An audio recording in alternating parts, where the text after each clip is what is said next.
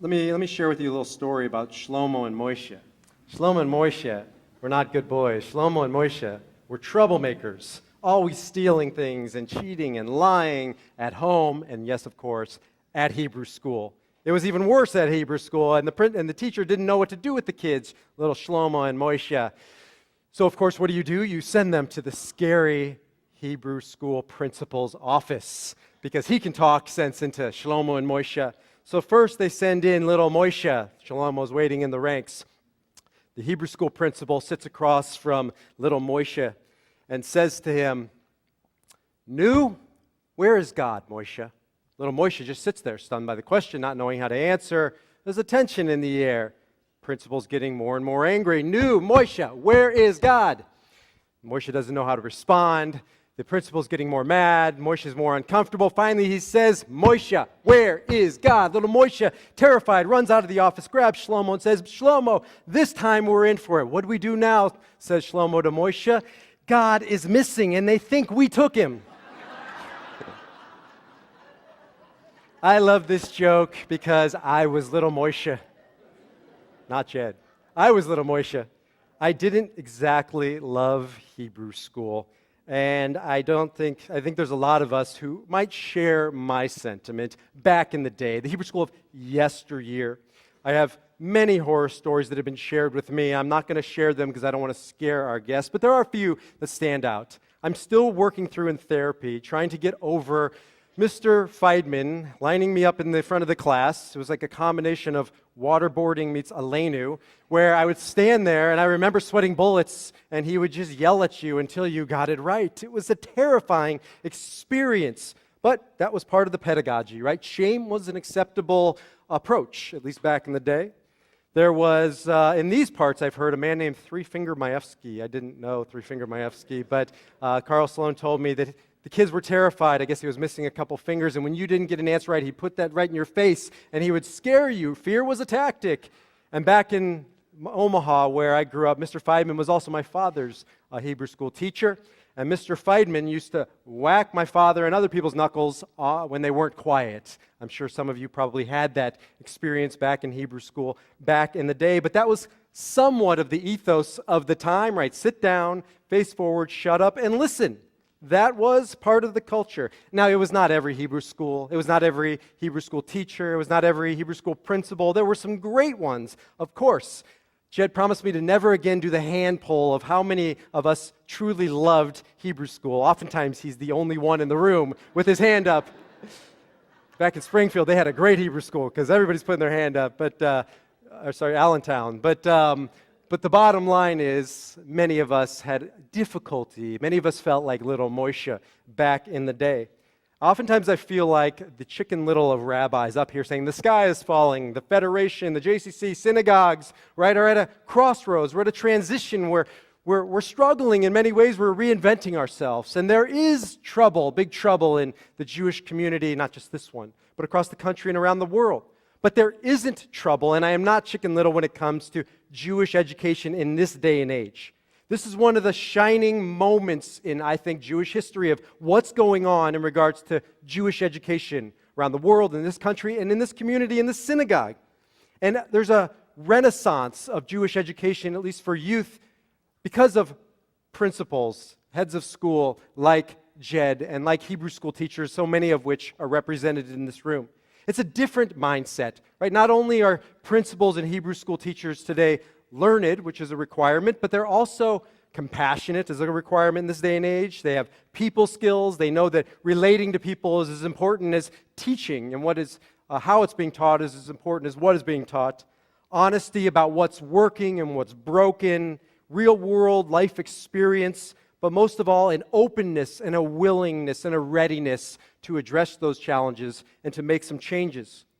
And Hebrew schools are really, I think, at a time of beautiful renaissance. Certainly this one is. Right? We're flourishing. I think 170 kids, and you saw it before, and Melissa paid homage to those kids who sat here, who participate, who are respectful, because they're here each and every Shabbat. We've had a total transformation of the paradigm here at Shirat Hayam, in no small measure due to Jed and our partnership together with other professionals and lay leaders in this congregation and Hebrew school teachers. And it wasn't an easy paradigm shift to go from Sunday school to the Shabbat experience. But that's what we wanted these kids to have, is an experience. The days of sit down and shut up and listen have to be over. And we've shifted from that to a paradigm of stand up and open your mouth and participate. We've gone from that feeling of shame standing in front of the class like you're a peon to you are a neshama, you are a child of God, a spark of God, you have a voice, and we want to hear that voice.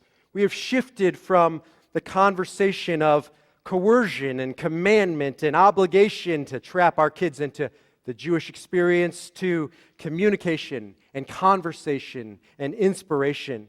And Jed and I and so many others have addressed our challenges with Hebrew School, and we're going to continue. And we have some new, bold, I think, visionary ideas that we're partnering on here and with other institutions across the community. And there are some great, incredible examples of this, by the way. Right? Today, kids are going to Israel, experiencing Israel. I didn't have that back in the day. Today in this community, we have great programs like Haderech, our interning program, our youth group combined with Smarty, the Temple Emmanuel's youth group program, and ours is Yesh, Smarty Yesh. They're joining together. They have innovative programming, or North Shore Teen Initiative. I saw Adam Smith around here somewhere. These are great programs. It's an exciting time. And we need to continue with this innovation, this renaissance, this youth education revolution. But this is not yet one more of my wacky ideas and one of our kind of bold adventures out into the unknown. This is Torah, and it's within our Torah. This is part and parcel of the tradition we come from. And it's in this week's Torah portion. Jed thought there was no way I could connect Parashat Tzav, this week's Torah portion, with Hebrew school. But here it goes. It wasn't easy. God speaks a couple times in this week's Torah portion to Moses, saying, Vayedaber Adonai al Moshe lemor. Speak to the Israelites, Moses. The first time he says the following, Tzav et Aaron ve'ed banav lemor. Command Aaron and his children, and fill in the blank. All kinds of commands in this week's Torah portion, all kinds of commandments throughout the Torah itself. And that's part and parcel of what God is about and our tradition is about. It's about commandments. Tzav, connected to that word many of us know, mitzvah. Mitzvah means commandment, right? They're not the 10 suggestions. They're not just good ideas, right? God doesn't say, go down and ask the Israelites how they feel about fidelity. I'm just curious. I'd like to know, because I have a suggestion, God would say, right? I would like people to be faithful to their spouse. It's a good idea. I'm not commanding you. I'm not judging you. I'm just suggesting, right, no adultery. It doesn't work that way. We need commandments. We need to be commanded. We need a commander on high. When I show up for Yom Kippur, I want Avinu Malkenu, a father, a king. I want to stand before a judge and plead my case and say I'm sorry and do teshuvah and return. Sometimes we do need God as commander, and oftentimes we do need mitzvah as commandments. But the problem is, this is not the only way to think about God. This cannot be our only understanding of mitzvah. And thank goodness in this week's Torah portion we're taught it is not. There's another half of the equation. Because God comes along a second time and says almost the exact same thing. Vayedaber Adonai el Moshe lemor. And God spoke to Moses saying, Daber el bnei Yisrael lemor. This time don't command Israel, but daber. Dibor, speak, ledaber, speak to these people, right? Because mitzvah means commandment, but mitzvah also means, from the Hebrew Aramaic savta, it means connect. Sometimes you have to command these children of Israel, but sometimes you just have to open your heart and connect. And if you look at the Torah, God spends a lot more time trying to connect than God does trying to command. Look at the Adam and Eve story. How many commandments are there? One. Granted, they couldn't actually get that one commandment right. God doesn't have an easy job trying to command people, trying to command the Jews for sure. But nonetheless, God says one time, one commandment, and the rest of the time, even when Adam strays, God tries bringing him back into the conversation. Ayeka, where are you? Adam doesn't seem to respond. But God keeps trying nonetheless to reach out through communication, through dibor, through speech. God speaks to Abraham and Isaac and Jacob in their language, on their terms, coming to comfort them time and again, right? Not commanding them all the time. Sometimes Jacob especially is afraid out in the desert alone, and God comes to him, trying to bring to him a sense of comfort. Sometimes you need God as commander and commandments in your life, but sometimes you need to speak to God. Panim el panim, says about Moses, like a friend speaks to a friend. Right? Sometimes we have Avinu Malkeinu on Yom Kippur, but Friday night, what do we have? Lecha Dodi, God is lover. Yedid Nefesh, God is confidant. We need both of these sides of the equation when it comes to God, and we need both of them when it comes to mitzvah, understanding what we're supposed to do in this world as Jews and human beings. Sometimes mitzvah means commandment, and God is the commander, but sometimes it's about being friends, right? Friends listen as much as they talk. Lovers accept more than they judge, and confidants invite us into the conversation to share, to confide, to speak. Now, when I think about Hebrew school, I immediately also jump over to my Zayda's house. I loved him and will always remember him fondly, except for the Seder. The Seder wasn't exactly fun in my Zayda's house. Zichrono Levrcha, may his memory be a blessing. But using that Maxwell House Haggadah, getting through each and every word, right? It was a sit down and shut up and read and listen experience in my Zayda's house. That's what he was taught. That's what he knew, right? It was a different era, a different worldview, a different set of assumptions and expectations, but not one that I would say inspired participation. You didn't ask 5 questions at my Zayda's table. You asked 4 questions, and you asked the questions that were specifically there for you to read in English, thee, thou, thy, right? Language of the Maxwell House Haggadah, from good to the last drop. Mitzvah meant commandment at his table. It didn't mean connection. It didn't mean open your mouth and speak. And we need to reclaim this sense of connection, from commandment to connection in our Hebrew schools, and we have done that by and large in this setting and others, but we need to reclaim it around the entirety of the Jewish experience, and especially around the Seder table.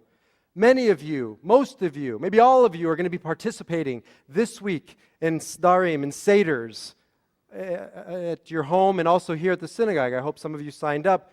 We have an amazing experience second night Seder. Very different than the traditional first night Seder, which we sort of have in my home. But the second night Seder is totally creative. We use the text, but we sing it. We experience it. This year we're going to experience it with the Jewish blues artist Saul Kay. He's an amazing blues musician, and he's going to take us into the blues way back when, right, in Mitzrayim, not just Hebrew school. He's going to help us bring to life this experience, but it's a participatory experience. That's what the Seder was created for. That's what it was all about. Why do we call the book we read from a Haggadah? Why? Because it comes from the word lehagid, which means to speak. We say that even if you know the entirety of Torah, and even if you know the story by heart, and you could say it without the booklet, without the Haggadah, you need a Haggadah.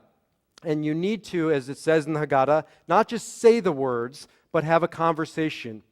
You need to discuss. What do we say in the V'ahavta? V'shinantam levanecha v'dibarta bam. How do we teach our children? Not just by always commanding them. Yes, they need commandments, but v'dibarta bam, through speaking to them and inviting them into the conversation to speak. I think probably the saddest aspect of the Haggadah is the child that doesn't even know how to ask a question. Right? The Rasha, the wicked child. What does it say? It says that he asked the question. He's a little challenging. He's a lot of energy and a lot of work. He doesn't do anything Rasha that wicked or evil. And at the very least, he participates in the conversation. But the child who doesn't know how to ask a question, it becomes our duty as parents and grandparents and principals and Jewish educators to teach that child how to formulate a question, to teach them how to have the courage to share that question, to teach them lehagid, how to open their mouth and to speak. Tzav el b'nei Yisrael. There is a time when mitzvah needs to be commandments in our lives. However, daber el b'nei Yisrael. Right? There's a time when mitzvah means connection, dialogue, and speech. I'll end with this because I'm ending on time. I never end on time. 11:45, and kids are going to be coming in, and they're going to see us, and we're going to go into the Ruach rally, right? We embody the questions here. We embody the teaching here. One of the things Jed has really taught me is it's not just about education, it's about enculturation. It's about leading by example. It's about opening our mouths, our hearts, and not only speaking, but in singing. And that's why we have the Ruach rally, so that our kids can see us not only saying Am Yisrael Chai, the Jewish people are thriving, but embodying Am Yisrael Chai, and them seeing that we are surviving and we're thriving and we're doing pretty well. Let me end with this. Pesach, the rabbis say, is made up of two words. Peh. What is peh? The mouth. And what is sach? From the Hebrew sicha, speech.